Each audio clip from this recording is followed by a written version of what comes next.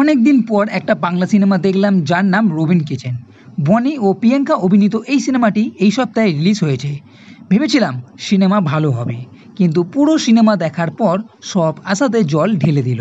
কারণ সিনেমার মধ্যে না আছে ভালো গল্প, না আছে প্লট, না আছে কোনো টুইস্ট।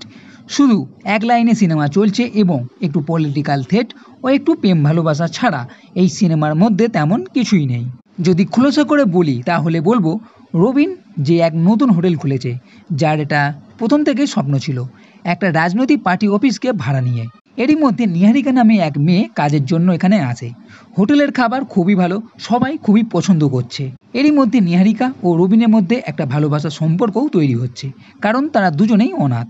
এরই মধ্যে এক পলিটিক্যাল ছাত্র সংগঠনের নেতা এই জায়গাটিকে নিজের দখলে করতে চায়, এই নিয়ে হুমকিও দেয় এবং নিহারিকাকেও একদিন তুলে নিয়ে গিয়ে ভয় দেখায়। মানে রবিন তার এই স্বাদের হোটেলটিকে বাঁচাতে পারবে কিনা এই নিয়ে কথা। তো প্রথম থেকেই এই সিনেমাটা খুবই স্লো, একদম যাকে বলে বোরিং টাইপ, ঠিক সেই রকম। না তো এই সিনেমাতে কোনো কমেডি আছে, আর না এই সিনেমা দেখার প্রতি যে আগ্রহ জন্মায় সেটাও তেমন নেই। শুধু পলিটিক্যাল থ্রেট আর হোটেল বাঁচানো ও প্রেম ভালোবাসা, এই তিনটে জিনিস ছাড়া তেমন কিছুই নেই। আর সিনেমার মাঝে মাঝে রবিনের ছোটবেলার পাস্টের তার বাবা মাকে নিয়ে এক ঘটনা দেখানো হয়। মধ্য কথা যদি বলি, সিনেমাটা অতটা ভালো নয়, আমার সিনেমা একদম বেকার লেগেছে। 1 ঘন্টা 40 মিনিটের কাছে সিনেমা, যা দেখতে গেলে মনে হবে কখন সিনেমা শেষ হবে আর আপনি বাইরে বেরোবেন।